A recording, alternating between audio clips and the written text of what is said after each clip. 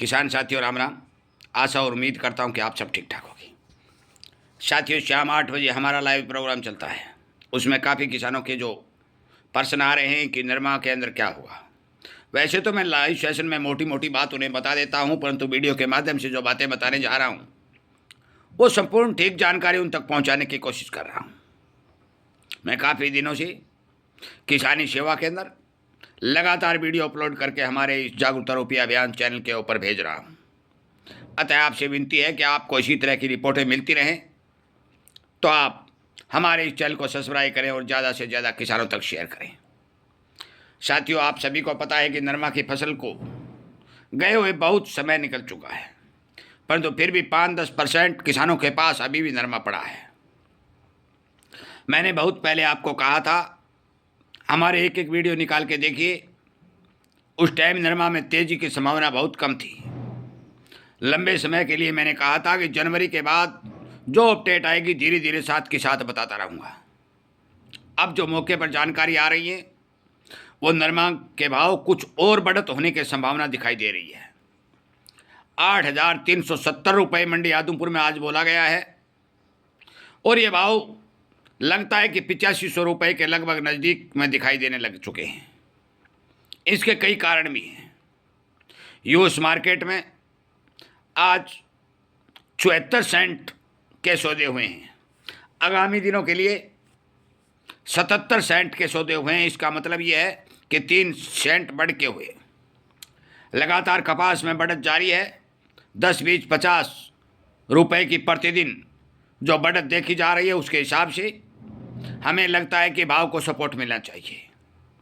बनोला और खल दोनों के भाव में मजबूती चल रही है। यूएस मार्केट से जो खबर आई है, अमेरिका के बाजार ने जो खबर दी है, वहाँ संपूर्ण रूप से बिजाई प्रभावित होने का अंदेशा, फसल प्रभावित होने का अंदेशा जताया जा रहा है।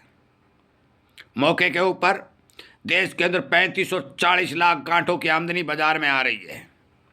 सरकार के पास भारी भरकम मौके के ऊपर स्टॉक है, परंतु सरकार लगातार अपना स्टॉक कैंडी भाव को बढ़ाकर सेल कर रही है।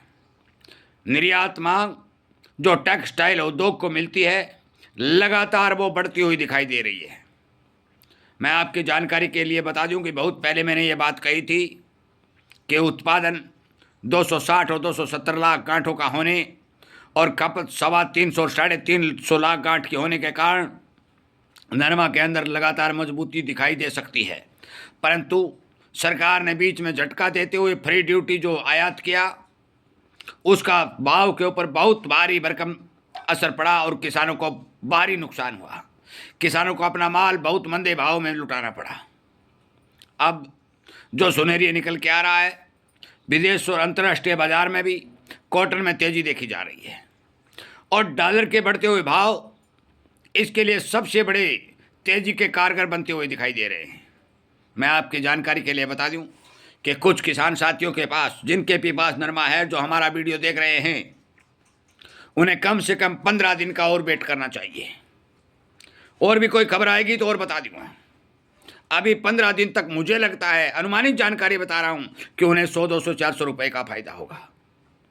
साथियों अनेक जिनसों के अंदर जो मैं आप तक खबर पहुंचा रहा हूं, मेरा मकसद है कि आपको सटीक और सही जानकारी मिले और बाजार के भ्रमित वीडियो से आपको छुटकारा मिले। किसान होने के नाते मुझे इस बात का पता है कि मंदे भाव में माल बेचने से किसान को कुछ बचने वाला नहीं है। अतः मैं आपसे विनती और प्रार्थना करता हूं कि हमारे द्वारा दी गई जानकारी पर विचार जरूर करिए। बेचे रखें अलग बात है, परंतु एक बार विचार जरूर करिए। फंडामेंटल नरमा के धीरे धीरे मजबूत होते हुए दिखाई दे रहे हैं। एक बेहद चिंताजनक खबर और भी निकल के आ रही है। जो मौसम विभाग ने बरसात की रिपोर्ट जारी की है उसके आधार पर मध्य प्रदेश और महाराष्ट्र के अंदर कॉटन की बिजाई प्रभावित होने के जो समाचार मिल रहे हैं उनसे भी नरमा के भाव को सपोर्ट मिल रहा है। मतलब और सारांश ये है कि चारों तरफ से नरमा के भाव को ठीक बढ़त की ओर ले जाने के आसार दिखाई दे रहे हैं। आगे भगवान क्या कर दे इस बात का तो किसी को पता नहीं चलता, परंतु विदेशी मार्केट हो या घरेलू मार्केट हो, डिमांड हो चाहे खपत हो, सप्लाई हो, इन जो बातें मैं आपको बहुत पहले बता चुका हूँ और हमारे साथ जितने भी किसान जुड़े हुए हैं वो सुन भी रहे हैं।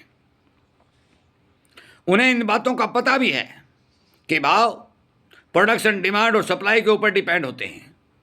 और नरमा के बारे में आज मौके पर प्रोडक्शन घटता हुआ दिखाई दे रहा है, डिमांड बढ़ती हुई दिखाई दे रही है और सप्लाई कमज़ोर है। इसका मतलब यह है कि नरमा के भाव को सहारा मिलना तय है।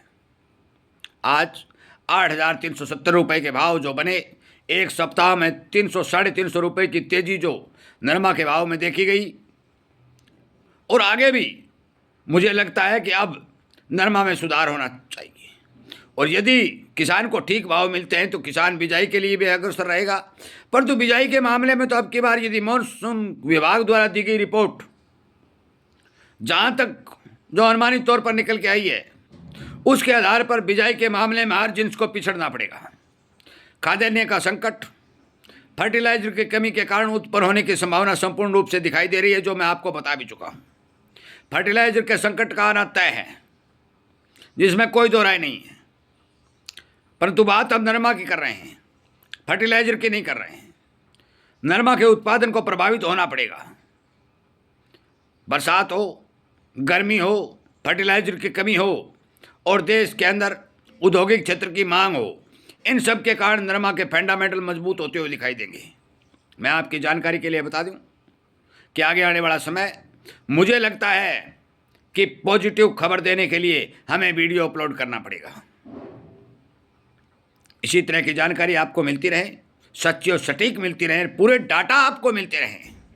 आप हमारे इस चैनल को सब्सक्राइब करके जुड़िए, क्योंकि ये किसान का चैनल है, कोई यूट्यूब चैनल नहीं है। ये जागरूकता रूपी अभियान है और इस अभियान का फायदा यदि आप उठाएंगे तो आपका ज्ञान भी बढ़ेगा, और ज्ञान सबसे बड़ा धन है। खेती के बारे में अनेक तरह की जानकारी सुनने के लिए, शेयर करने के लिए और किसान हित में हमारा सहयोग करने के लिए आपका धन्यवाद करते हुए इस वीडियो को विराम देता हूं। उम्मीद करता हूं कि जरूर आप इस बारे विचार करेंगे। जय हिंद।